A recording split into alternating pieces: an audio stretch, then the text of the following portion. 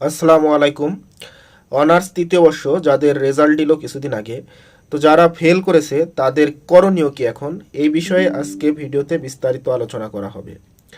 তো অনার্স তৃতীয় বর্ষের রেজাল্টে যারা ফেল করেছো তাদের মন খারাপ করার কিছু নেই। আমি আজকে বুঝিয়ে বলবো সব কিছু এই ভিডিওতে।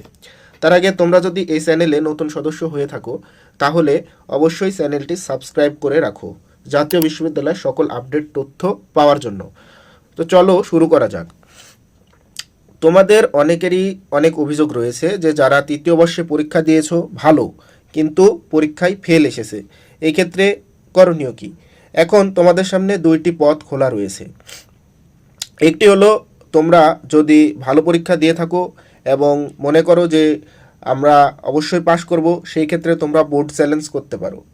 আর আরেকটি উপায় রয়েছে, সেটা হলো যদি বোর্ড চ্যালেঞ্জ না করো তাহলে পরের বছরে আবার যখন তৃতীয় বর্ষে নতুন ফর্ম ফিল আপ হবে তাদের সাথে ফর্ম পূরণ করে তুমি আবার পরীক্ষা দিতে পারো। এই দুইটার মধ্যে যে কোনো একটা করতে পারো। তবে আমার পরামর্শ থাকবে, জাতীয় বিশ্ববিদ্যালয়ে এখন বোর্ড চ্যালেঞ্জ করলে অনেকেরই ফলাফল পরিবর্তন হয়, অর্থাৎ পাস চলে আসে।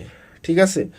তো জাতীয় বিশ্ববিদ্যালয়ে তোমরা যদি বোর্ড চ্যালেঞ্জ করতে চাও সেই ক্ষেত্রে কী কী করতে হবে, কী কী নিয়ম রয়েছে সেগুলা আমি এখন বলবো, তোমরা মনোযোগ দিয়ে শুনবে। তো দেখো, জাতীয় বিশ্ববিদ্যালয় এই যে 2024 সালের অনার্স তৃতীয় বর্ষের পরীক্ষার উত্তরপত্র পূর্ণ মূল্যায়নের জন্য আগামী 13/5/2026 থেকে 2/6/2026 তারিখ পর্যন্ত অনলাইনে আবেদনসহ ব্যাংকে টাকা জমা নিবে। ঠিক আছে? তো এই আবেদন করতে কি কি লাগবে সেই বিষয়ে আমি এখন বলবো।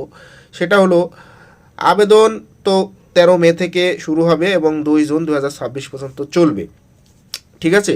এখন এই আবেদন পদ্ধতি অনলাইনে করতে হবে এবং যে টাকাটা পরিশোধ করতে হবে বিকাশ অথবা নগদ অথবা রকেট, এই মাধ্যমগুলোর মাধ্যমে টাকা পরিশোধ করা যাবে। এবং কত টাকা পরিশোধ করবেন, যদি একটি সাবজেক্টে বোর্ড চ্যালেঞ্জ করেন সেই ক্ষেত্রে 1200 টাকা, দুইটা সাবজেক্ট করলে 2400 টাকা, তিনটা সাবজেক্ট করলে 3600 টাকা। ঠিক এরকমভাবে যতগুলো সাবজেক্টে করবেন প্রতি সাবজেক্টেই 1200 টাকা করে লাগবে। ঠিক আছে? এখন কথা হলো, যে কোনো গ্রেডপ্রাপ্ত বিষয়ে খাতা চ্যালেঞ্জ করা যাবে। ঠিক আছে? যে কোনো গ্রেডপ্রাপ্ত বিষয়ে খাতা চ্যালেঞ্জ করতে পারবেন। পূর্ণ মূল্যায়নে আপনার খাতা অন্য শিক্ষকের মাধ্যমে পুনরায় মূল্যায়ন করা হবে। অর্থাৎ আপনি ভালো পরীক্ষা দিয়েছেন, একটা স্যার ফেল করাই দিয়েছে, সমস্যা নেই। ঠিক আছে? কিন্তু বোর্ড চ্যালেঞ্জ করলে আপনার ওই খাতাটা আবার অন্য স্যারকে দিয়ে দেখানো হবে। সেই ক্ষেত্রে পাশ করার পসিবিলিটি অনেকটাই বেড়ে যায় যদি ভালো পরীক্ষা দিয়ে থাকেন। এরপরে মার্ক বৃদ্ধি যদি পায় দেখার পরে, তাইলে গ্রেড অবশ্যই পরিবর্তন হবে। আর যদি মার্ক বৃদ্ধি না পায় তাহলে আগের মতোই গ্রেড থাকবে, কিন্তু গ্রেড কমবে না।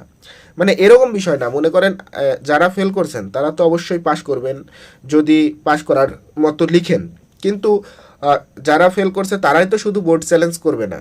ঠিক আছে? যাদের A+ পাওয়ার কথা কিন্তু পাইছে D, এরকম অনেক শিক্ষার্থী বোর্ড চ্যালেঞ্জ করবে। তাদের ক্ষেত্রে বোর্ড চ্যালেঞ্জ করলে হয় বাড়বে গ্রেড, কিন্তু কখনো কমবে না। ঠিক আছে? এটাই বোঝানো হচ্ছে।